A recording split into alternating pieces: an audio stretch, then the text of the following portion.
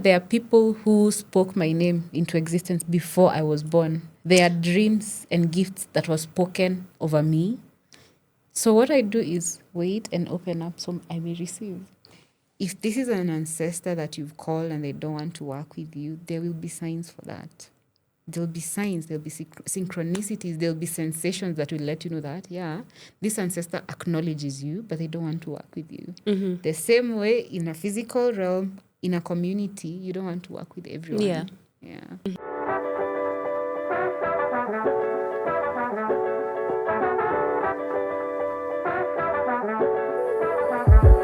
Hello, beautiful soul. Welcome to the Art of Being podcast, a secret space where we dive into spirituality, healing, manifestation, and all the magic of becoming. We explore the depth of the human experience, the pain, the triggers, the healing, the expansion, the joy, and what it means to move through life with awareness and intention. I am Bamzi, a mindset and manifestation coach. I'm so glad that you're here. Take a deep breath, settle in, and let's journey together. Hello, beautiful soul. Welcome back to the Art of Being podcast. I'm your host, Bamzi. Today, I have a returning guest, Wairimu, who has been on the Art of Being before, and I'm so excited because what we're talking about today is something that has been coming up in me. It's something that's being reflected externally, and it's literally something that my guides, my spirit guides, my ancestors are like wanting me to do. So I was like, who better to do it with me and talk about it and to get me started in this journey than Wairimu? Because she's already doing it. But before we get into the conversation and before, I let Wairimu say hi and introduce herself to other people that haven't met her before, I wanted to remind you to subscribe and rate our podcast if you haven't yet.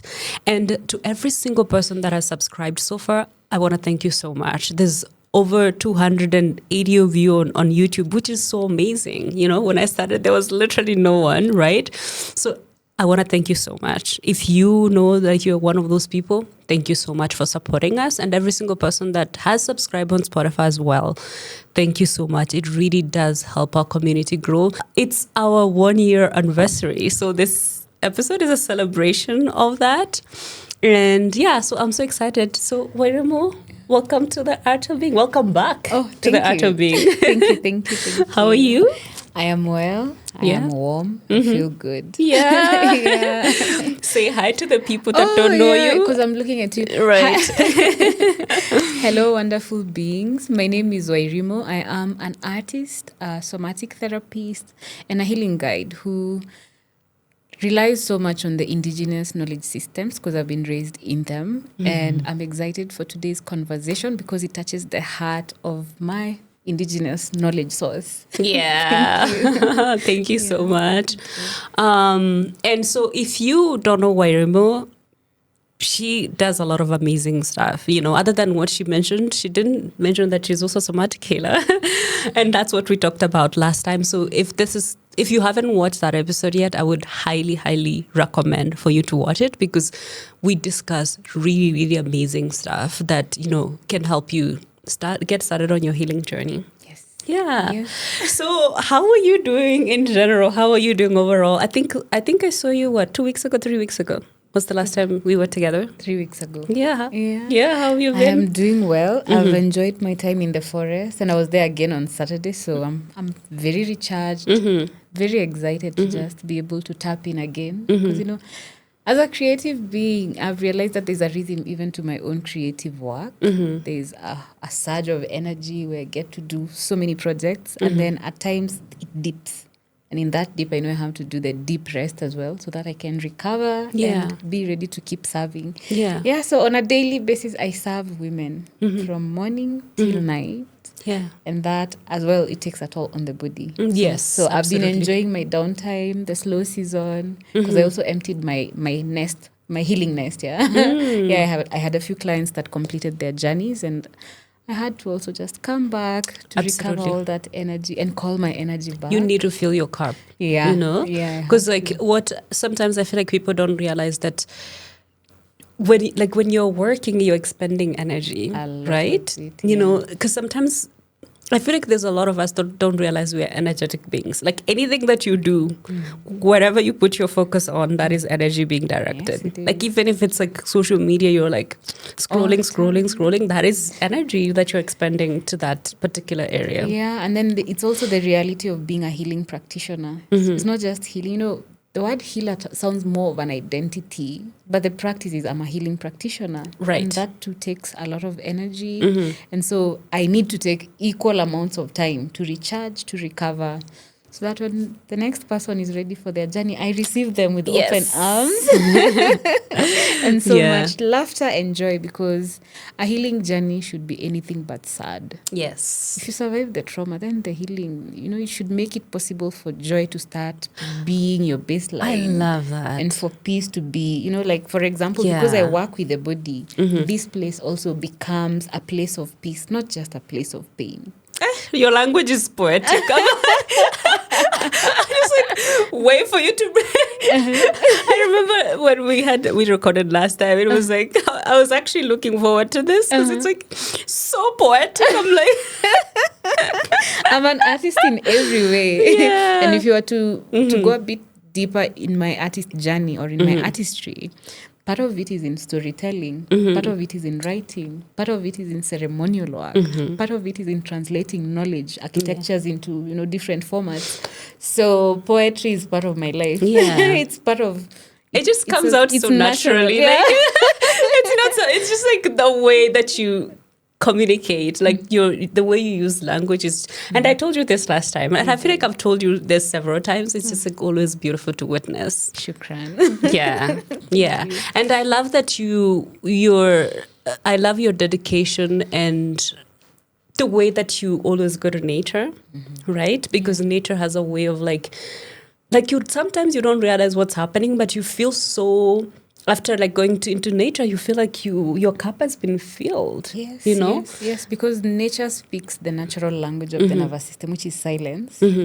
I don't have to tell the trees, oh my God, I'm feeling pissed off. The trees will always pick They up on my tension. They'll be understand. like, come closer. Yeah. Yeah, because there's just so much maybe negative energy around, like negative ions that need a positive to balance. Yes. And so being in contact with the trees, being in touch with the sounds of the forest, it just restores every part of the soma, every part of the body. And by the time you emerge from the forest, you feel like, oh, I'm new, I've been refreshed. Yeah. I now want to do more things. Yeah. Yeah, because choosing to live a life of service is not what I thought I'd be doing. When I was 19, I kept thinking, I should be going out, I should be shaking my ass. I should be wearing the party dresses. I should be traveling the world. You know, I had all these ideas of becoming a techie, like deep into it. I still do use my technical skills, because I mean, they're part of me now. But my calling came through when I was in uni. My calling, it was very clear that it's time to break silence around the invisible wounds, around the pains, around the conversations about human suffering, the conversation around survival, and beyond that, the conversations about healing. Because healing, it's a reality. It's not a theory. It's not an imaginative thing. It's been a reality. Absolutely. Yeah, and this gives me a very good segue into the ancestral work. Yeah. Yeah, because this is medicine that came before us. Our ancestors are already behind us, yeah?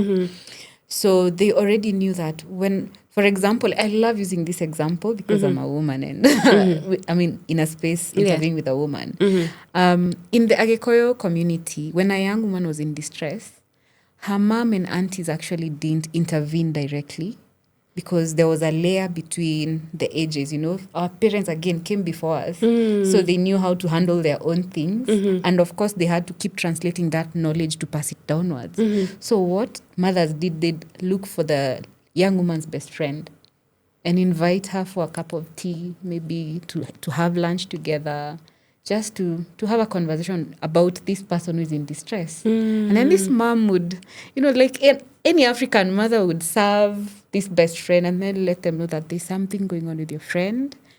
And I know she needs a conversation or something with you, you know, because you're in the same age group. So even the struggles, I mean, they're almost similar. They might not be 100% there, but they're shared themes. And then this best friend would receive that invitation and go meet the person in distress.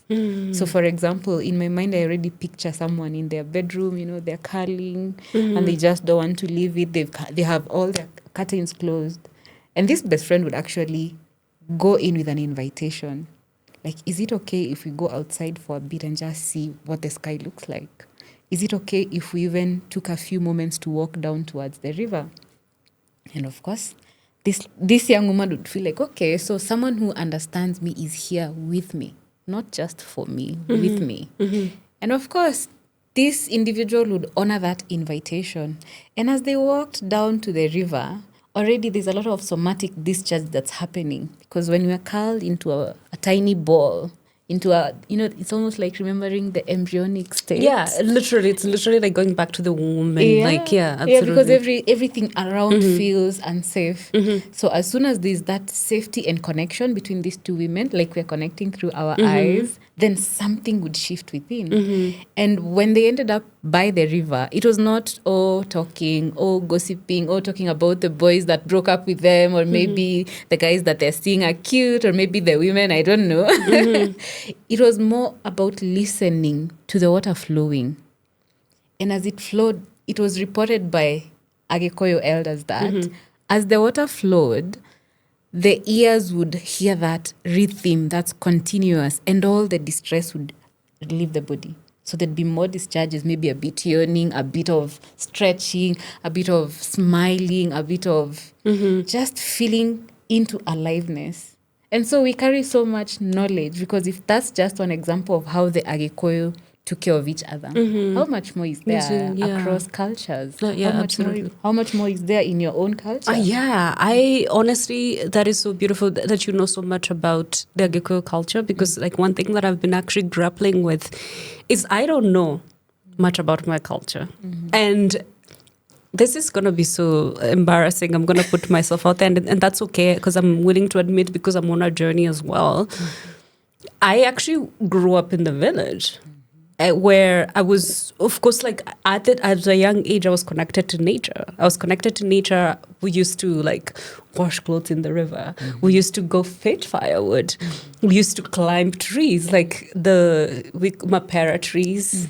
The loquat trees. I used to climb as a child, like, so I had all of that in me. Last time when you and I were talking, one of the things that you shared is that sometimes you might think that you're not connected to that ancestral knowledge, or you don't have that knowledge, but you do. And one thing that we were talking about is how, like, I'm really good at selecting, like, what sugarcane is going to be sweet, or like what type of avocado is going to be like really good, like that knowledge that like no one can teach you that. It's like something that I know, like whenever I look at an avocado, I'm like, I can look at the color, I can touch it. Sometimes I shake it and I'm like, if the pit is shaking, then I know that it's likely to be a good one. So one of the things we were talking about is that is ancestral knowledge, and me having grown up in the village, those are the things that I picked up on, right? And I feel like it was by design that I grew up away from home, because my parents were not in the village, but I was raised by my aunt. So it was by design that I needed to grow up in the village to be connected to my ancestors, and I acquired some of that knowledge. But somehow along the way, I lost it. Yeah, we forget. We forget. You kind of like, you start with this thing, but then you kind of veer off, and then there's like, life has a way of bringing you back. Yeah, it does. And I was telling you that last night I pulled an oracle card that was like, connect to your lineage, connect to your ancestors.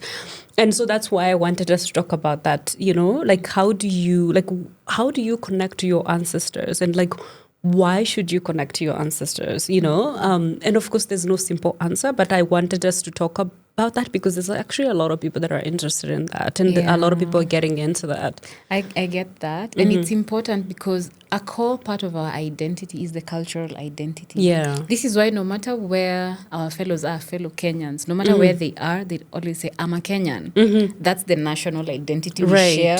Right. But if you really listen to them and ask them, so tell me about your name, Yeah, because that's where we get our names from. They'll be like, oh yeah, my name is Wairimu. I come from the Agikuyu community, which is known to live around Mount Kenya. And so that brings us back home. So it all begins with our names. When you introduce yourself, what name do you use? And how do you let people know to pronounce your name as well? Yeah. I remember when I chose to stop going by my English name, I was in uni and I was so pissed off, like, why is this name so stuck? And I had so many debates and so many big opinions. But then I realized that what felt true for me was when I was being referred by my middle name, Wairimu. And so that's when I started introducing myself intentionally in every space. Oh, hi, my name is Wairimu. And I always thought that people would not receive it because, I mean, we were taught to use the English way. name. The English name, you almost want to bring a whole moniker, a whole identity that's based on that English name. But the more I've introduced myself in forums across local spaces, regional ones, global ones, people ask me, how do we pronounce your name? I'm like, okay, so you begin with Y. And then I break it down to sounds and then I connect it.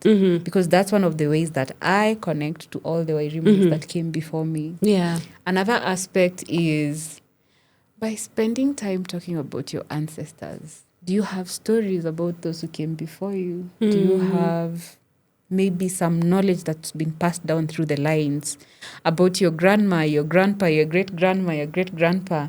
Do you know what their names are? You know, in Africanism, we don't have name, we have names. Yeah, do you have an idea of how your mom was raised? Were they playing? Were they dancing? Did they go to school? Did they have ceremonies in the home? So finding out some of these things from your parents, it helps you to reconnect. Because this is knowledge that lives in your DNA. It gets activated by their stories. There's a way that a parent can just speak. Like I recently learned that my mom was a gymnast. I asked her, I told her, I see the way you cross your feet when you're sitting on the floor, but I never thought you were a gymnast. But my own body is flexible as well, because those are gifts that have already been passed down. Yeah. And then the biggest way to connect to the ancestors is by caring for ourselves. I love this aspect of DNA, the way DNA is passed down across bloodlines, where it's not just the stories of pain, of poverty, of separation, of colonialism. There was also aspects of dancing, aspects of coming together, aspects of reverencing those who came before us, maybe by mentioning their names, maybe by having ceremonies dedicated to them. But again, because of modernism, something keeps shifting. And so it's our nervous systems that ask us to come back to reclaim our culture, to come back and reclaim our cultural identities. And beyond that, to come back and claim our names. It's easy for us to have names that are gifted to us. All we do is receive, by the way. I hope you're getting that by now. So a name is gifted to us and then we tweak it in a way. I've had so many variations of nicknames. And I also refuse to be called by any short forms of my name because it does not honor my lineage. Maybe if our relationships are different, maybe I could listen to a short form of my name, but I prefer it being said Wairimu because it has its own vibrational frequency. Absolutely. It has its As a person who studies numerology, I know that. Yeah, it has a numerological peer. Absolutely. There's a numerological angle to it. So when someone says Wairi, I'm like, okay. Wairi? Is that a thing? Yeah, it's a thing because there are people in the early days there are people who struggle to say Wairimu and I was accommodating. Like, okay, when you say Wairi, I get that, but you've said my name halfway. The other half, what's happening? Because, Wairimu, there's a way it it goes up and comes down. So it's important for us to be able to say, okay, so I get you're trying to mention my name properly, but is it okay if you said it this way? And I love offering Wairimu. If I was to translate it in English, it just translates to Mother of Giants. So yeah, my name is Wairimu, I'm the Mother of Giants. And people tend to remember the other part. So when they remember that first part, they know, oh yeah, it's Wairimu. I'm like, okay, you've tried and that's good enough. But please do not change my name. Yeah, because it touches on that cultural identity and it's a sensitive aspect of the human being. Yeah. Yeah. So I was thinking about what you were saying about how some of that knowledge is passed down by, your parents or people like your relatives and whatever. But I feel like there are cases where somebody's not connected to their relatives, or somebody's an orphan, or their relatives have died, or somehow they're not connected, but they still want to be able to connect to their ancestors. Because I know that it's possible to still do that, even though, and I know that there are people that are actually chosen to be the ones that like break a cycle in their lineage, right? Yeah. And sometimes even the chosen ones don't have people to pass down that knowledge, but somehow they still feel like something is calling them to connect to their lineage. Yeah. So I wanted to know, and of course because we are spiritualists, and so I wanted to know like if this is something you delved into or you help people do, even when they don't have that connection to anyone to pass down their knowledge, like how can it be possible for people like that? Yeah. It's interesting you should ask that, because I actually have clients who've come with the same experiences where they think that there's something they're missing, but the family system always seeks to be whole. Regardless of who's passed on, regardless of who you've lost, the blood itself decides that we are whole. Because if the blood was not whole, then it means you wouldn't have been born. So we begin by going to the wider web of the community at large. Oh yeah, I was born in this place. These are the people I came to know. So that becomes your first contact with your own lineage. And then what stories did you hear growing up? So we start awakening that memory. It lives in the body, by the way. So we start awakening that memory. What stories have you had? Who are the people you felt connected with the most? Are there elders who are telling stories when you were growing up? When we find the elders, then we spend a bit of time there so that this person really remembers what is it about these elders that made them feel that they belonged. If not, then we keep narrowing down. So we go to the Ageko will say, okay, I'm a Kikuyu young man or young woman. So do you speak the language? No, but I feel like when someone speaks Kikuyu, it's like my veins, they start moving in a certain way. So we'll spend a bit of time there to just allow those veins to run how they want to run and really sense into it. And then messages usually emerge. These bodies of ours are carrying so much intelligence. Right. Yeah. And so a message, it might emerge as something abstract, but the more we spend time with it, it starts getting some texture, some shape, some color, some words. Yeah. So these are things that I work with my clients one-on-one in closed containers, because it's very vulnerable to someone, for someone to start speaking about their parents, to start speaking about the identity of orphanhood. So orphanhood is an identity by itself, but the wholeness is still there. So we first seek that wholeness so that this person understands that nothing is missing. There's nothing wrong with me. I belong. Yeah, and in most cases, the transformation I see is that people move from that longing, wanting, yearning into embracing, opening, and belonging. Yeah, as I said, the family system is whole. And it's whole because on this side is your dad, who injected the energy that was needed for fertilization to happen. On this other side is your mother, who offered the egg. That's why we are whole. Yeah. So when we come back to that, through that starting step, people start finding connection. They start seeing some lines that were not visible before. Like, oh, when I hold hands with an aunt, for example, or an aunt I've chosen from life to be mine, I feel so much warmth. When I just sit by their feet or just beside them, I feel held. And that brings back, it restores that connection. Because what we feel when we are away from our cultures is disconnection. And that is trauma, because it's a disruption of connection. But as soon as we come back to our wholeness, then we start reconnecting. And we start affirming that, yeah, when I spend time with Bamzi, I feel good. When I spend time with so-and-so, I feel good. When I sing certain songs, because even music activates our DNA. It activates our shared memory, the collective memory. Then someone just says, oh, yeah, when I sing Kikuyu songs, when I sing Kisii songs, when I hear them, I feel that something in my body is shifting. And then little by little, that journey now restores them back to the web of connection with life, where now they can start proudly saying, my name is so-and-so, I come from here, this is our foods, this is how, things happen, this is how we play, this is how we dance, this is how we gather, because culture also is a living being. It's not like a page that's just dark. It keeps evolving, it keeps expanding and contracting around life. Because it's part of affirming life. It's part of this healing essence that's continuous. Because again, healing is not one big event. It's not wailing, crying, screaming. That's part of it, a very small part of it. But healing is an ordinary experience.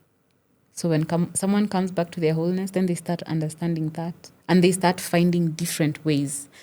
One of the earliest ways I started my own healing journey, my own ancestral connection healing journey, was through writing stories about my own grandma.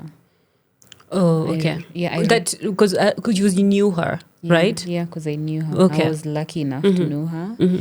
And she was lucky enough to tell me about her own mom. And we have one of those very old pictures of her mom. So each time I remember my grandma, who's now rested for 14 years, I just remember, oh, okay, she's on this side, because she's on my dad's side. Each time I remember her, I just realized that, I come from a lineage of strong women. She went, her education went up to class 3, and it was almost a crime for her to go to school. She was born in the 1920s, and her mother didn't force her to get married. In fact, when she was ripe for marriage, she ran away. She had dreams. And then she got married at age 18. So it served her. From that point, she had, I think, 10 or 11 children. I forget because some of them have passed on. And she raised her kids through colonialism, through the state of emergency, through the deepest form of poverty. And her children somehow emerged on the other end. And the communities, the web that was holding her together also expanded the same way, because she didn't raise her children alone. While their men went to fight in the forest for Mau Mau, just for Kenya's freedom, the women came together, raised their children together. So if I farmed potatoes, I knew these potatoes would serve like 10 homes. Someone else farms something different, and then it would serve all these homes. So I already recognized the ancestral strength that's there. And I already recognize and deeply reverence the beauty of human connection. Because that is the essence of healing, human connection. When we are disconnected, we are not able to tap in. When we reconnect, we tap in and heal continuously. Yeah.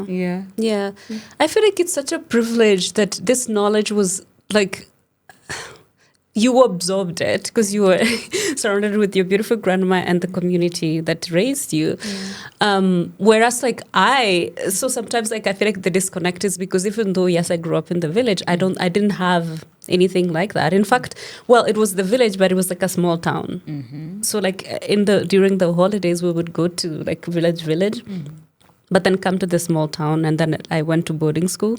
So I feel like sometimes the reason why I have felt disconnected is because I didn't have that grandma, my grandma to just do that, to that for me, even though, yes, I was connected to the culture, I was connected to the food. So of course, that is also valid. It is. As you talked about, yes. All of that is also valid.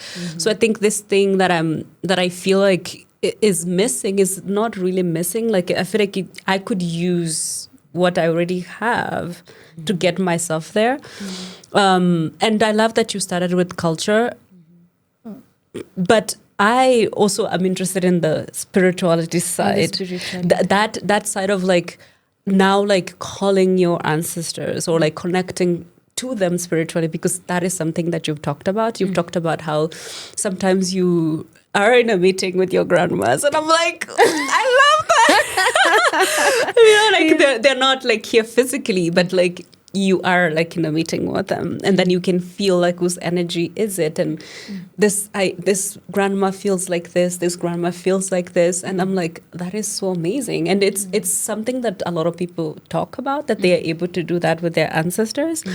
So I wanted you to talk to us about how did you even know that you could do that, and what can help people get to start to do that and to even know like who to connect to, because there are like a lot of ancestors. Yeah, there are a lot. Loaded question, but Yeah. let's get started on like what was your journey like, even you knowing that is something you could do. Okay, so I feel like it helps for me to share that I was raised in Ugiko, in the culture. Yes. Yeah. And education for me, 844 was almost a suggestion because my grandma's curriculum, it was so packed. Really? Yeah, so I got that privilege of being immersed from the word go, from around, I think, 2001 all the way to 2012 when she passed on.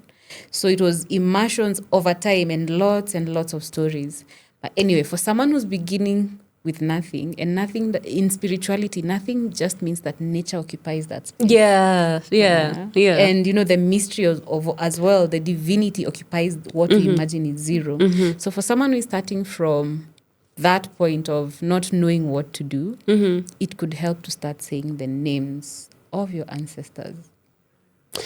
Okay, so I want to before you get into that, I want to bring in something because I know before I want to let you expand, but before you expand, I wanted to. I've spoken to other spiritualists and even follow like a lot of people that do this type of work connecting to their ancestors and lineage, and what I've heard is that not every ancestor is happy with you or like wants to like help you and work with you. So like if you're saying a name, in fact I was watching a video of this Kenyan creator who was saying like sometimes when you're doing that, you're setting up like your altar and you want to set up like an altar for different ancestors.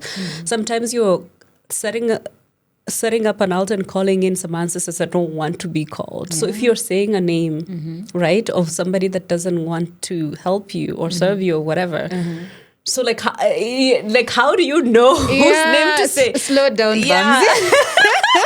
Let's slow down. Is it okay we slow down? Yes, let's slow down. Yeah, because again, this is an exploration. You're not beginning from that point of knowing. Yeah. Of course, that's a fear. And it's also a barrier to connection. I just want to bring your awareness to that. When we are afraid, we actually pull away. And you see what I'm protecting my heart. And the heart is the center of connections. Yeah.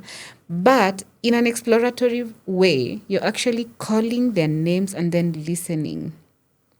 When I call their name, what happens in my body? What do I feel moving? What sensations am I becoming aware of? Which parts of my body come to life? So if this person, when you call their name, there's nothing happening, again, divinity is occupying that space. So probably they're not the person you connect with. So you have to call different names as you begin until you find out, first of all, who has been waiting for you to call them. Yeah. So I used to call my own grandma. But in that wider web of the grandmas that they raised their kids together, one of them was the one waiting to connect with me because of a particular part of my own healing journey.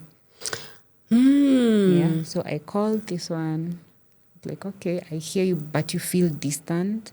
I called the next one, like, yeah, I remember how you used to like bake potatoes and arrowroots and bananas in the kitchen when I visited.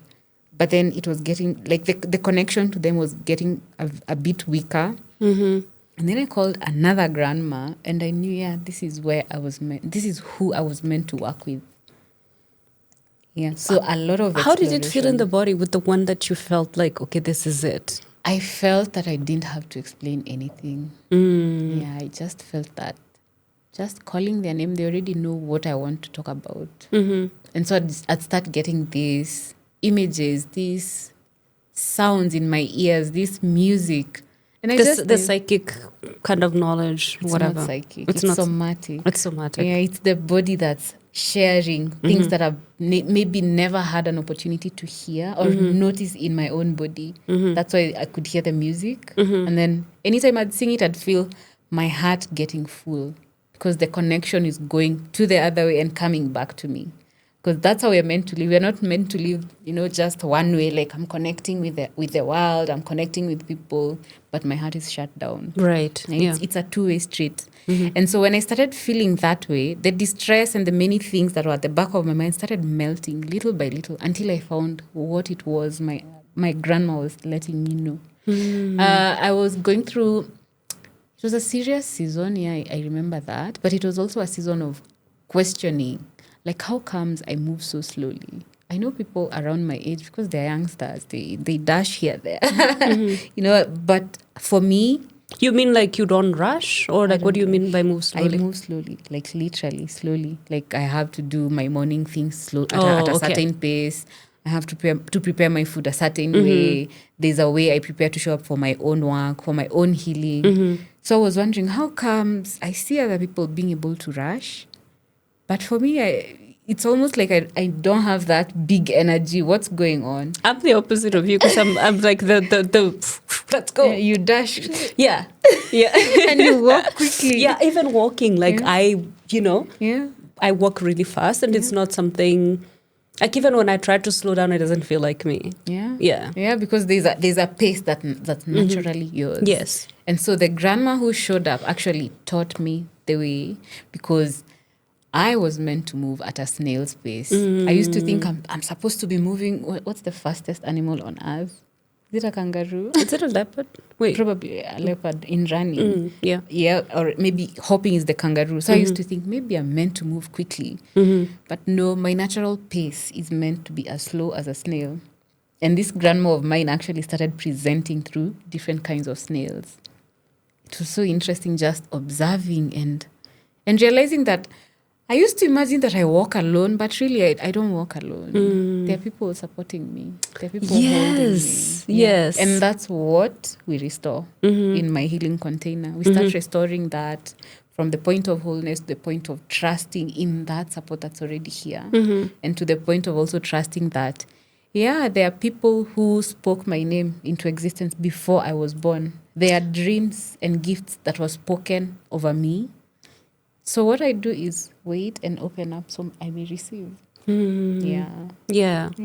I think definitely there's something to be said about that fear, because if you're, for example, if you're hearing other people's examples or hearing like the knowledge that's being shared, like, people's experiences have been like, okay, not every ancestor, like I was saying, is, meant to work with you. Like you explored and you realized, okay, this is distant, this is whatever, this is, and I love that you were able to still keep going in exploring that, like without fear. Because I feel like fear, like you said, fear can really keep you back, because I feel like, and I'm willing to admit this, because I honestly, I'm at a point in my life where like I'm not, afraid to admit things.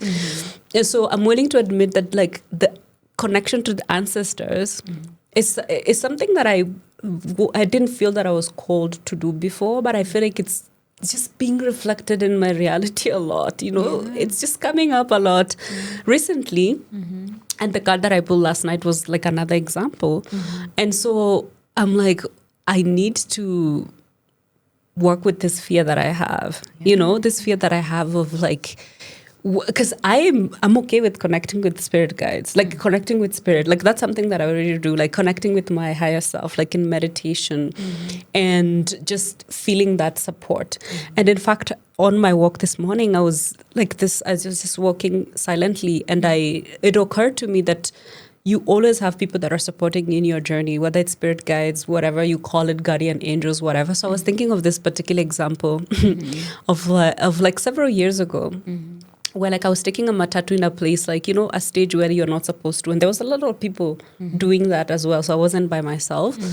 And we all got into that matatu, but then the police came and were like, every single person that got on to a matatu at a stage where they're not supposed to, we're putting you in the police car. Oh my gosh. And so like they're getting all these people and then they're putting them in the police car. And then this police officer looks at me, and I think I was like, I must have been like 21 or like 20 or whatever.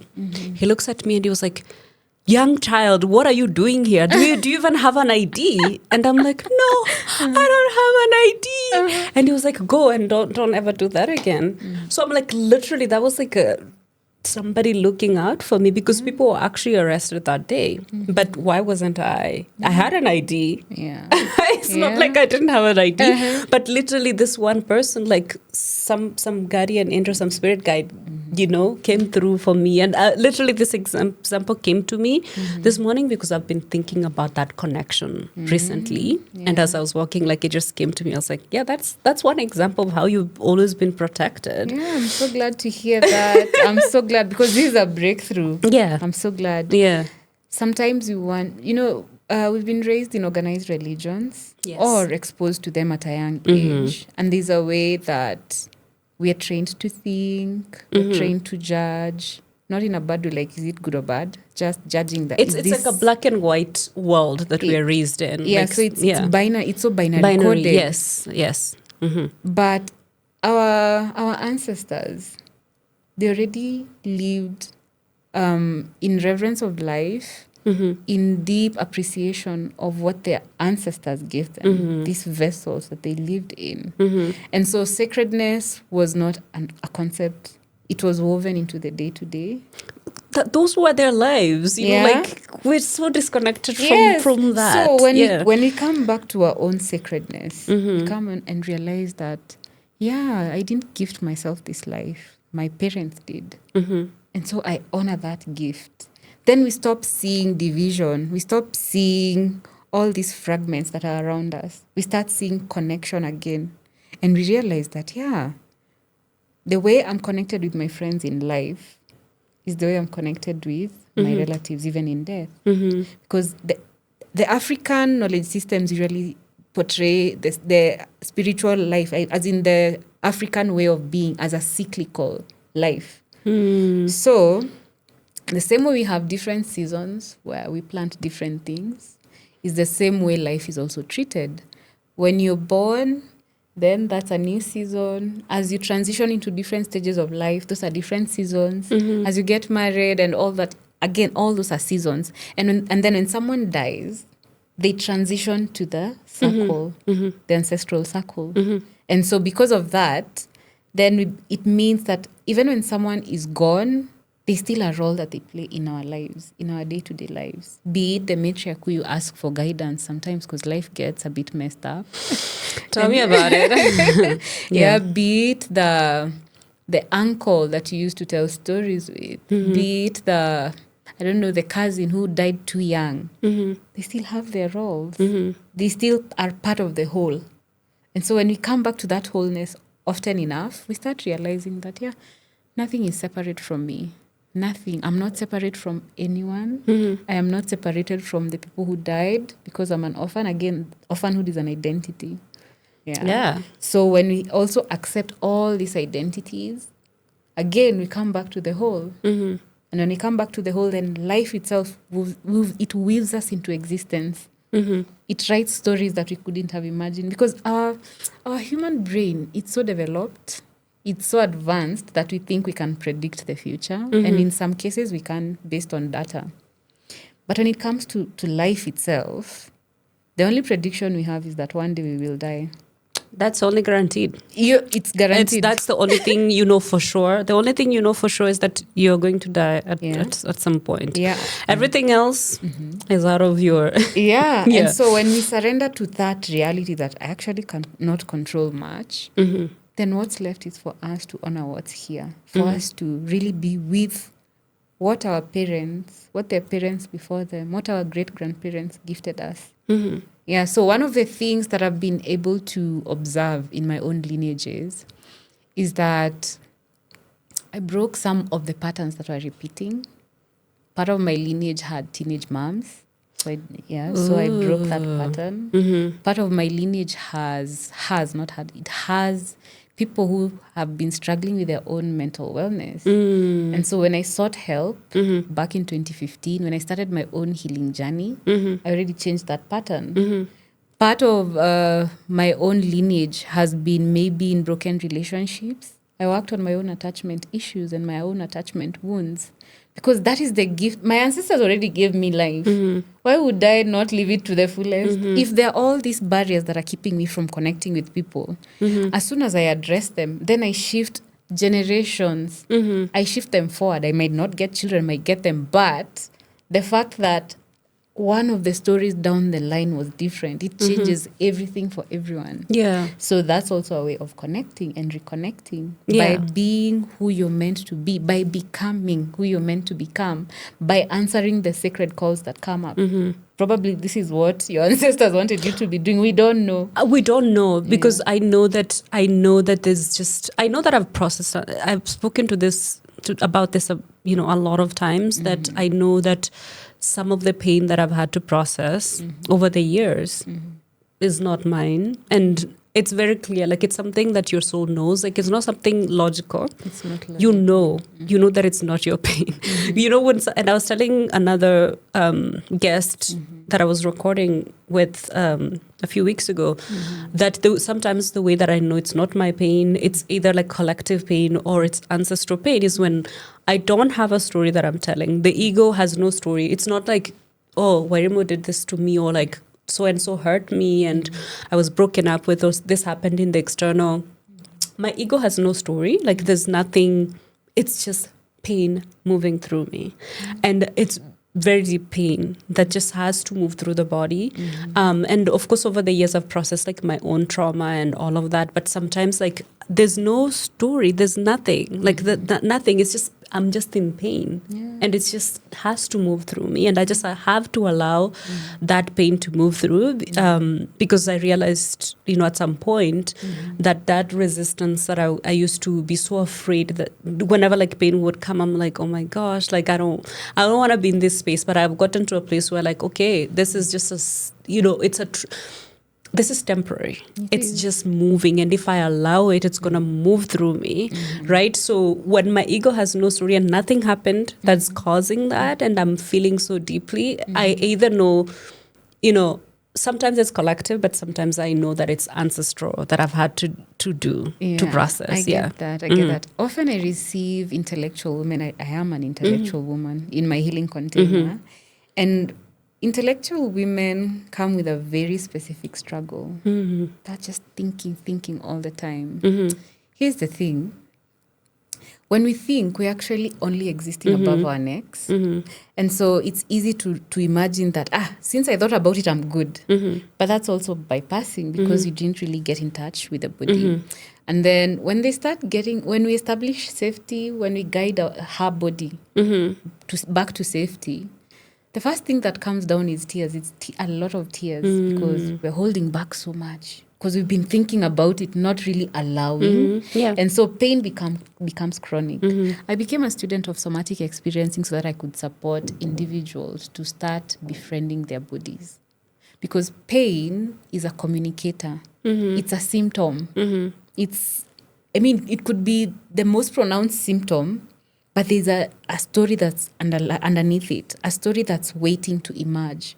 And so when a client comes to my healing place, we start by stabilizing this physical vessel so that we can allow it to get the support it needs, the nervous system to stabilize, and for what needs to go.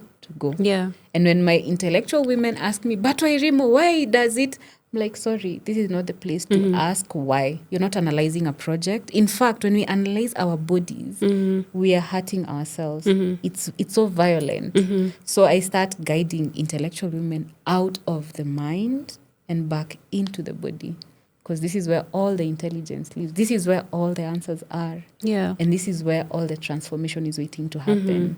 So we begin by acknowledging, I am an intellectual. And by naming it already, there's a bit of relief. Yeah. And then, I'm in pain, I'm in this, I'm in that. I'm like, those are symptoms. But symptoms are not you. Yeah. This pain that you keep imagining defines you, it's not you. And then as soon as someone finds their feet again, they start realizing that, something is moving through me. And then they adapt a language as well. Because the language of healing is a language. It's also living and breathing. And I've been privileged to develop part of it as part of my work in the last 10 years. So the healing language does not seek to judge or to separate. It seeks to bring an opening. Like, okay, is it possible that I've been cruel towards myself? And then when the truth wants to emerge to an admission of saying, yes, I've been cruel to myself, then the body does not collapse, because we've already prepared it for the real work, for the work that will be life affirming. At first, it feels like we are breaking apart because it's all new. Like, you mean I don't have to question what my body is telling me? Like, yeah. Because when we question again, we're questioning intelligence that has developed over many, many years. We are questioning our own DNA. We're questioning the half that's our dad, the half that's our mother that lives in us. And that, again, it's very painful. Yeah. So when we come to that acceptance of, my body is not only a place of joy, but also a place for healing, then new things start emerging, new realizations. I recently joked with one of my clients and told them, I no longer think. No, me too. I no longer It's not even a joke. It's not a joke. My mind has nowhere to go. Yeah. Like, there's no stories to tell. There are no stories. Right? And that's how... My mind has surrendered. Like, even control is something... I can't control anything. Yeah. And that's the deep acceptance of how life is. Yeah. And again, when we start collaborating with life, so much more becomes possible. Yeah. Because thinking becomes the barrier to connecting. When you remove the barrier, then it's easier to say, okay, hi, I'm Wairimu. Hi, I'm Bamzi, and this is who I am. Yeah. And this is what I'm doing. I know I'm on a journey of becoming, but this is who I already am, and I know new days will come and bring new intelligence and new opportunities. And it doesn't have to be more complicated than that. So our ancestors also gifted us that gift of that silence. It's stillness, it's silence, and it is being deeply present, being in the here and now. Being here in the where I don't have to think about 5 years from now, what do I want to do? All I know is that I'll be dancing. That's good enough for me. Yeah, 10 years ago, what were you doing? I'm like, is it related to the offerings that I bring to this world? If it's not related, then I don't have to retrieve that memory. Yeah. Because I'm too busy living in the present moment. I'm busy connecting with who is connecting with me. Yeah. I am busy healing with who we are holding hands together. I am busy noticing how my feet feel each time I stepped on the earth. And that, again, is the organic life. So many people who live in their heads are living a separate timeline than what timeline their feet are living at. Yeah. I love that you brought up like the gift of like stillness and gift of silence, and that is like a way to connect to your ancestors. Because I feel like back to like how the external has been reflecting me. In the last 2 weeks, every single morning I'm waking up between 3:30 and 4 and 4:20 or whatever, whether I like it or not. I don't set an alarm. I don't do anything, but I'm going to be up at 3:30, at 4. This morning I was up at 4. Was it 4:10? I was up at 4 for no reason. It's not like I needed to go to the bathroom or anything like that. I'm just, I feel like because in that morning when there's nothing happening, there's no distraction, you're not looking at your computer, you're not looking at your phone, is the best time for that stillness that you were talking about and for that silence. And that is how I know that there's a call. I'm receiving a call from like either my ancestors or my spirit guide. But clearly, I need to connect. And I've been, a year ago, not a year ago, 2 years ago, I would be so annoyed when I would be working at that time. Because I'm like, why are you working? But I think like this started last year. Like I go through periods where like whether I like it or not, I'm going to be up at 3 or whatever. So then I take that time to be still, to just like go into meditation where like there's nothing happening, I'm just quiet. And I mean, the good thing is that my mind has no stories. So like even in the beginning, like the mind tries to shut up, but then it has to shut up at some point because there's nothing you're telling me, there are no stories. So then I have to be silent. But I think like one thing that I wanted to hear from you is other than calling the name, like in that moment of stillness, where you're trying to connect, like other than trying to mention different names of people that came before you, like what else? What else? Like what are the other ways that people can start to feel like, or can start to talk to people that came before them? Yeah. I feel like it's also a matter of listening. Just listening to the body first. The body. Because this is your vessel. This is your home. Listening to the body, like, is there any comfort or discomfort? Is there warmth? Am I feeling cold? Do I feel like my mattress is good enough? I heard that sometimes temperature changes, sometimes it's like a signal that, this connection that's coming. Because sometimes like when I'm waking up, it's like it's because my body is suddenly so hot, and then I'm like up. Yeah, so it's just you start by checking in, and then as soon as you establish that everything is okay with the body, you can allow yourself to listen so deeply. It's almost like you're listening to the gap between breaths. Yes, It's almost that. Yes. So you listen keenly, and sometimes images will come. Sometimes a single word will come. Yeah, I guess like images will come for people that have maybe are like naturally geared towards clairvoyance. Because I don't, the way that I don't receive information through images yet. I think that part of me is like has not opened up yet. So I receive through like the knowing, like the it come like as a fully formed thought. The clear cognizance is what it's called. Is that's I think word. I've had the instances where I actually hear. It's as if somebody's like whispering something. Yeah, so that happens. And then if your mind wants to come and disrupt that, just tell it, okay, thank you for letting me know that you're trying to keep me safe. But allow me to listen. Because it's not a matter of just listening to those persistent thoughts. Because the more we think, there are thought patterns that form. And most of them are fear-based. Yeah, because when you entertain whatever, then you're gonna go into that direction of the thought that came. Yeah. So you say, okay, thank you, my mind. I know you're wanting to keep me safe, and I'm okay. Thank you so much, because I know in case of anything, you're here for me, and you're here with me. And then it just quiets down again. Then you listen. This time, maybe listen for something different. Is there a shift in my own body's temperature? Is there maybe a warmth in my palms? Because sometimes even our hands get activated because there's healing work that's continuing in our sleep. So with that, again, something else emerges. And when the listening is done, your own body will let you know. You will be ready.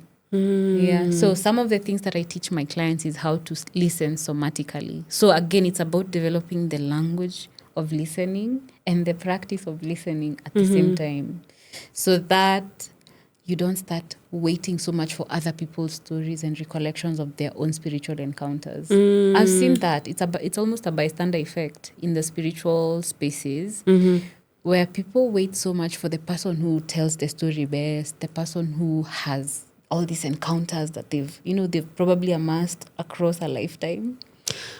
So you don't think that it's true that they're like ancestors or spirits that they don't have the best intentions for you? You don't think that is true? You don't believe that? I don't believe that. Yeah. Well, so I can't speak from experience. It's just something that I've heard that sometimes like not everyone is there for you. Like even though they're on the other side. That's okay. And that's okay. Because I mean, Africa, like our way of being is centered around community. And when you're in community, do you really want to talk with everyone? You don't. Oh, yeah. Because there are people probably you feel a nourishment when you're with them. There are people you feel so warm. You feel like this is my long-lost sibling. This is my long-lost auntie. So even in the ancestral realm, there are people who will also, the spirits will want to connect with you almost immediately. And there are others that are like, okay, we are just watching. We're just here. Our presence is known that we are here. Yeah. So I think and I'm trying to not sound that I'm coming from fear, but just to have this discussion of, like when you open up yourself, when you open up that channel, you're opening up yourself to the spirit side, right? You're literally opening your aura and energy, right? And so if you have, in other words, I want to get into that idea of like making sure that like you're protecting yourself to connect to people that people that have been waiting for you, right? Because like when you open up that channel and aura and like you're not protected, so people maybe that might not have the best intentions for you, like spirits, they could actually come in even when they're not welcome. Okay, right? That is something that actually people. I hear you. I hear you. I hear you, Bamzi. But I've mentioned the word whole a number of times. When we are whole, you are in your vessel, I am in my vessel. Right. We are connecting. right now through conversation. So even when connecting with ancestors, we don't like open up the way you're imagining. We present ourselves as whole, complete human beings. Hi, I'm here. My name is Wairimu. I am born of this daughter. I am born of this, son in the family line. And I'd like to connect with more people from my own bloodline. Just, you are whole, protected, and all your energetic centers are okay. You're just waiting for another whole human being to connect with you. Yeah. It's almost like, I like also offering this illustration. It's almost like you've picked up the old phones. I know, children from the 90s, we met those phones, yeah? The red ones. You pick up and you're waiting for the person on the other side to connect. So what you're offering is your hearing, your listening, your sensation, the sensory body, and allowing your own body to tell you what you need to know. So it's not about the other person. It never is about the other person. Yes. It's about you and connecting. And if this is an ancestor that you've called and they don't want to work with you, there will be signs for that. There'll be signs, there'll be synchronicities, there'll be sensations that will let you know that, this ancestor acknowledges you, but they don't want to work with you. The same way in a physical realm, in a community, you don't want to work with everyone. There's no good and evil in that sense, in the Western way. There's an African way of knowing this is a collaborator or someone who is not interested in collaborating. That's the language. Yeah. But it's also true that like when you open up your energy, spirit, you can have spirit attachments, right? Maybe. Then that is something that I've experienced myself. When your energy is not protected, like spirits can attach to you. Like I've experienced that when I was at the height of my vulnerability. Like when I say vulnerability, I mean I was so emotional. I was going through by the dark night of the soul, whatever. Like an old identity was dying. Like I was shedding an old identity. So I was in so much pain for years. And because I was in that vulnerable state, there was a spirit that attached to me because it's like a perfect opportunity for that attachment. I was like a perfect client to attach to. So that's what I was actually trying to allude to. Like that to come to us. Yeah, because it's not even like working with you versus not working with you. It's like when you open up yourself, like just knowing that you could have attachments that maybe you don't want. Yeah. And part of it manifests in our physical relationships. I want you to also have this image of a community of people you know in real life. Yeah. Because that's really the ancestral circle. It's a community. And so sometimes, you could be vulnerable to such spiritual experiences that leave you wondering, like, is everything really going well? Like, am I okay? And part of it is explained through a trauma lens, where the response of fleeing, when we start fleeing because there's danger, present danger around us, sometimes it might not be possible to physically run. So it's our spirit that tries to escape. Yes, as children, we do that all the time. Like children do that all the time where like they can't, like they just have to go somewhere, into their imagination or whatever. But like physically they are there, but they're not. Yeah. And so that presents, again, the vulnerability even on a spiritual level.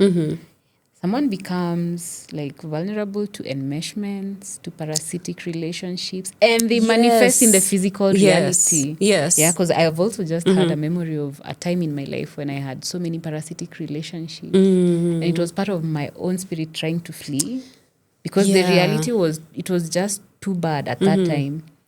And then due to that flee, something presented itself. And through that presentation, then I also embodied some of those characteristics. So it's not that distant that it's an imagination. No, sometimes we fully embody beings that are not us. Right, and like you do things that they're not you. Yeah, and that is why, again, I mentioned that we start befriending the body. This body, one strand of DNA has more data than Microsoft, Google, and the big corporations combined. One strand of DNA. So imagine how much intelligence already lives in your body. Yeah. So when we start coming back, we start letting whoever was trying to occupy this space to know that, this is not your vessel. Just, get out. Yeah. Because I am finally back home. And that's also one of the ways that I've seen people's minds coming back to wholeness. Yeah, Yeah. I actually really love that, because in other words, what you're saying is that when you are attentive to your body and you know yourself so well, like nothing escapes you. Because when you're not here, like things can just pass and like you won't catch them. So what you're saying is like when you are so connected to that, then you're gonna know like this is foreign. Yeah, this is not foreign. me. This is not me. This does not feel And like me. and in fact, that's how I've been able to know that like, oh yeah, this is not my pain. Yeah, you see, this is not this is not how I deal with conflict. Yeah. Clearly, it sounds like a projection. It sounds like I went above and beyond and analyzed you. Yeah. Of course, even I don't think cruelty is, we are born cruel. I think we learn cruelty. Because, Absolutely. Because we live in a trauma-organized world anyway. So cruelty is like the order of the day. But when we start coming back to wholeness, we break the cycle of violence. Because the cycle of violence begins with us hurting ourselves and then hurting others. So when we're back to wholeness, we just put all the weapons down. Because why do I need to cast you out like you're a demon? Why do I need to use such cruel language with you? I can just say, no, I'm not interested. No, thank you. And keep it moving. It doesn't have to be that deep. Yeah, so part of this holistic restoration is in reclaiming our own tongues so that when we don't perpetrate violence and then start claiming that we are victims. Yeah, because that's the cycle of violence. Become perpetrators because we hurt ourselves first. Yes, absolutely. Because when you're not able to deal with whatever's happening with you, you're going to project it to other person. Yeah. And you're going to hurt them in the process. Yeah, and you already hurt yourself by abandoning yourself, just so you know. So the layers of ancestral work come with a lot of softening and asking, could there be something different? Is it possible for something else to be emerging? Is it possible that something has been wanting to emerge within me, but the conditions around have not been favoring it? That's how one of my clients discovered that actually they don't like fighting. They don't like fighting. And now, because we've also developed the communicative language, told me that recently, whenever I go somewhere and I need to park my car, I don't have a problem with the guards. I always find a good or a suitable parking slot. So she used to fight before, and then she just realized that maybe it wasn't even her. Yeah, something was living through her and making her do things. A lot of rage that is, again, ancestral. It's collective. Right. It's collective. Right. Yeah. So you're carrying out their agenda, thinking that it's you, and like when you heal that, you realize that all along, like this was not me. It's not my agenda. It was not your agenda. It's the agenda of maybe the government of the day, maybe the cruelty that you've witnessed through your own eyes that's manifesting again and again. So we break a lot of patterns, break a lot of patterns around self-abandonment, because some of the ancestral wounds are related to self-abandonment for survival reasons. We break patterns around defeatist thinking. People think that nothing good ever happens to me. It's always other people that are celebrating. I feel like that's one of the ones that I'm breaking. Like as you were speaking, I'm like, I feel like that I'm breaking that. Yeah. I really feel like I'm breaking that, yeah. And then for women, especially lately, this is what I've been observing in my own healing container. For women, it's being able to speak their truth without doubting themselves. Because that inner voice, that regardless intuition, of what any other person is going to think it's your truth. Yeah, because that intuitive voice has been suppressed for so long, and it's been waiting for my container to open up for them to really be able to speak their truths. And what I've seen is as soon as women start speaking their truth from a point of surety, from a point of authority, even the way they live their life, it changes almost instantly, because now they realize that I don't have to scream, I don't have to shout, I don't have to throw my limbs. All I have to do is use the power of my own voice. I have to allow my voice to make the path of where I want to go. Yeah. And so again, I keep remembering and forgetting, but part of also ancestral healing is to do with the dream world, the dream work. Are there dreams that you feel are repetitive? Again, these are patterns that are waiting to be broken. Because if a dream is here to communicate something to you, ideally, you receive the dream, digest it fully, get the nutrition that was meant for you, and then you release it back into the world, yeah. back into the energetic fields. So we are not meant to be saying that I only have this one dream, I keep having repetitive dreams. No. Life for our ancestors used to move in a rhythm, up, down, movement, resting, reverencing, dancing. There was always, like almost polar opposites pulling each other to maintain that balance. So we are also meant to live in equilibrium like that. That there's this tension here and then there's this other tension. And it feels good to be alive. It feels good to know that there are people I'm connected with. There are people who choose to connect with me because that's also a gift. I choose to recognize that I am alive. That is the greatest and most sacred gift. Yeah. And by honoring that, we stop living imaginary lives, ukuju. We stop imagining that there's separation, there's disconnection, because those are some of the lies, and these are part of the agendas of the trauma-organized world, to tell people you're alone. You're not alone. Yeah. We are not. Yeah. There are times that I've had ideas, and then I've shared them with someone, and then their own lives have transformed from just sharing an idea. So can you imagine how powerful we are as beings? Yeah. How powerful we are when we are connected, deeply reconnected to our roots. And above that, now integrating that into our day-to-day lives. Yeah. Yeah. I just love that, because what you just said is like there's so much communication already happening. The dreams that you brought, like I love my dreams. My dreams really tell me like what's going on. Like what are you missing? Like on your day to day when you're busy, whatever, it's gonna show up in the dream. It will. And so like if you are a dreamer, like what are your dreams trying to tell you? Yeah. Like I really feel like a lot of people actually are getting communication every single day, but they don't know they're actually your ancestors, your spirit guides. You're being guided through your dreams. A lot. Yeah. It's all of it. All of it is part of confirmation of this conversation. So one of the things that the colonialists took away from us was the ability to see the sacred in what our ancestors were already doing. Right. Yeah, so we keep dissecting, trying to label, trying to name.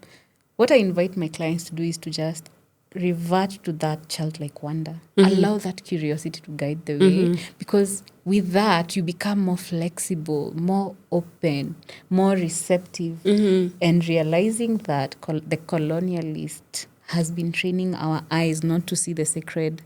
And so part of us breaking away from that illusion isn't even practicing simple things such as gratitude. Like, oh my God, I'm grateful I have a plate, I have a meal here. I'm grateful my house is it's keeping me safe. There's another day, probably 2 months ago, I was so dissatisfied by my house. I was like, I want to move out. Yeah, we talked about it 3 weeks ago. Yeah, and then when the solution was not coming through as quickly as I thought, I kept thinking, are the gods against me? Don't they realize I'm expanding? Because I've expanded so much since I started this journey. And then the other day, just this month, June, I paid my rent and thought, oh my goodness, I have money. There's a time money was not coming in.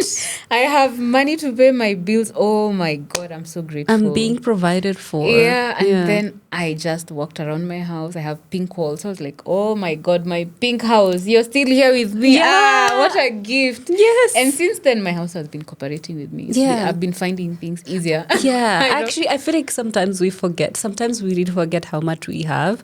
Sometimes I get in the shower and I'm like, oh my God, the sun heated this water. Like, how amazing that the sun came. Like, literally, I'm having hot water heated by the sun. Like, I just like to remind myself to be grateful. Yeah, and I have clients who've also been sending me a bit of the snippets of their practices. One of them let me know that every time I go outside to bask in the morning sun, I feel like I'm blossoming. Like, that's what your ancestors meant for you to experience, and here it is. And then she tells me, each time I walk on the ground bare feet, I feel so much power. I'm like, yeah, because you're finally connected. You're fully inhabiting your own body. And so you're connected back to the energetic plate that we walk on every day. So that's where your power comes from. Yeah. So we don't have to keep imagining things. Sometimes I've seen a kind of spirituality which streams. It allows us to tap into the centers of intelligence, and that's good for, we want to birth the new earth. And for us to birth, we really have to cooperate with the intelligences around us. But the African begins by connecting with the ground for grounding purposes, for earthing purposes, to prepare this vessel so that when we connect to the higher intelligence, You're grounded. You're grounded, and that information comes through the proper filtration system. I've seen people who've gone mad because they tried connecting immediately instead of starting from the ground up. Yes, I've seen that as well, because there's that psychosis, of course, like if you're not grounding yourself enough, like energetically is what I was talking about earlier, where like you have the attachments. Sometimes when you go through psychosis is because something else attached to you, and because you are not grounded enough in what you were saying about like the body knowing like what is me, what is foreign, like you're just over there, and then you just lose yourself completely. So I think we've spoken for over an hour, and I don't want to keep this long, but as we conclude this conversation, I wanted to ask, like, what has been the most surprising thing about connecting to your lineage? I asked on Threads, I asked this question about like what has surprised you the most, and I got really amazing responses, and I wanted to hear yours, and if there's anything at all that has surprised you. One of the most surprising things has been my own desire to pursue education. It didn't begin inherently in me. Early in the conversation, I mentioned that the grandma who raised me went up to class 3. And so one of the dreams that she passed down was for education. She advocated for it. She created an environment where I could study at any time. She created a homestead routine of knowing, okay, so Wairimu is studying right now. Her sister is also studying. So we'll go down maybe to the shamba and then come back. And then after that 1-2 hours of studying, they can come down as well. And so that helped a lot. And so as I continue learning, because I've reached another level of now becoming a specialist, as I continue learning, I know I'm honoring that gift. And as such, I found my own wealth codes that had been waiting for me to get to this level of learning, to get to this level of restoration, connection, and just being. Because when I stopped thinking, I was able to start being. And so nowadays, I don't have to struggle with ideas. I don't have to struggle with marketing. I don't have to struggle with clients. Yeah, we talked about it. Right? We did.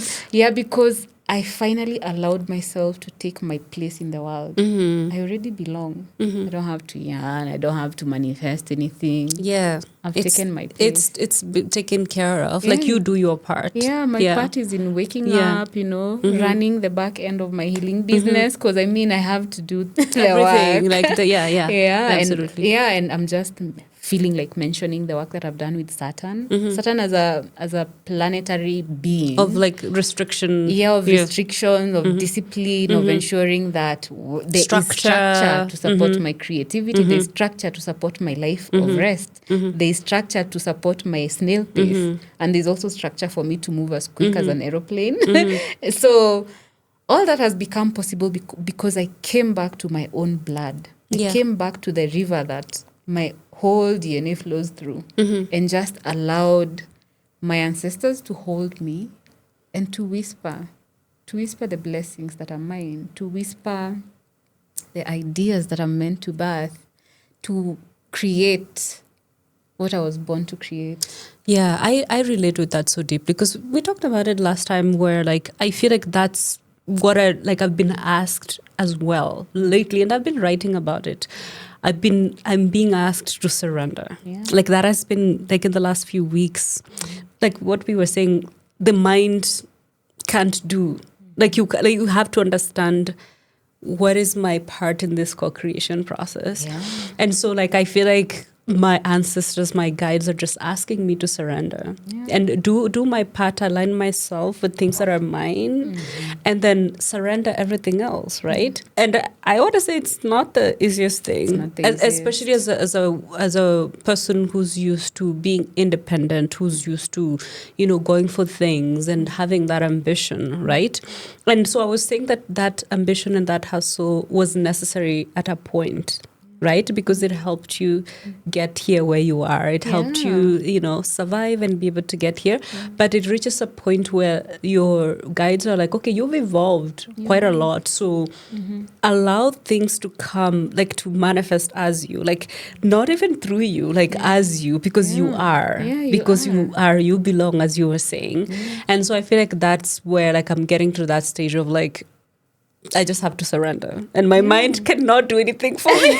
It can't. It can't do anything for me. It just has to accept that.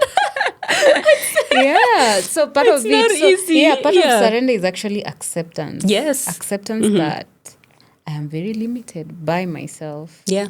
And you actually limit yourself because your mind can only imagine to a certain level. There's a ceiling where your mind can go, right? Yeah. And so sometimes the mind thinks like, oh, like I'm trying to help you, but like it's putting a ceiling when like your ancestors, your guides, spirit, they have so much more for you that like your mind can ever conceptualize. And that's a good thing. So again, with my clients, it's about coming back to that flexibility, that flow, that point of accepting that this is it.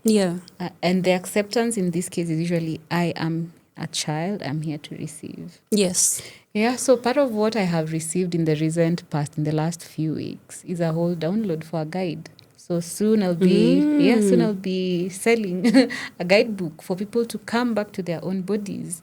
Because again, this is where our intelligence lives. And I'm hoping to share that maybe in the coming month, in July. Maybe in July.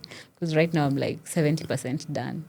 But so it's time for us to stop thinking about it, to stop imagining, visualizing. It's time for us to start feeling our way through. Because that's where we are mostly stuck. Because there's the universal trauma that we all experience is called developmental trauma. Yes. And with developmental trauma, it means that our emotional capacity was limited in a way. The way we perceive others was warped. The way we perceive connection, it feels like, that thing me I can't do. I've heard people claiming that, at Wairimu, you go for gatherings, you go and dance and play and tell stories. Me, I can't come there. If there's no alcohol, I'm not coming.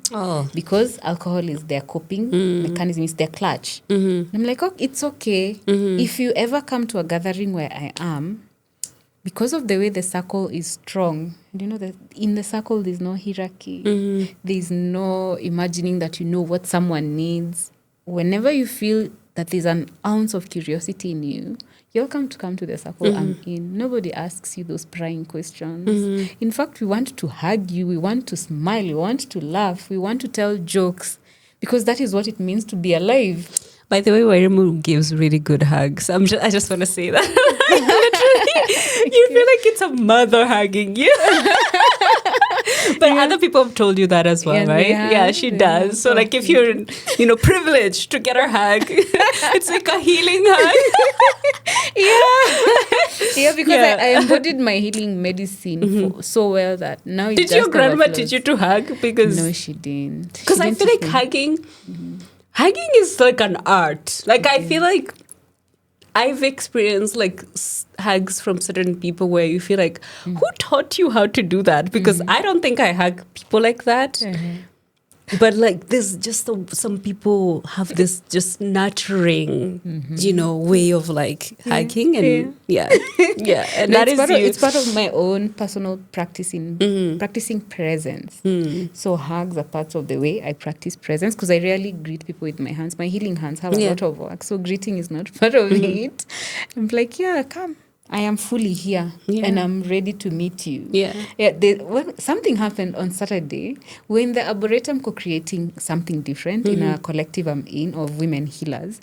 And I remember just showing someone how to flick their phone so they can record this beautiful, immersive view. And as soon as I put my camera up, someone shouted, Wairimu! And I turned back and it was one of my colleagues in somatic experiencing in Kenya.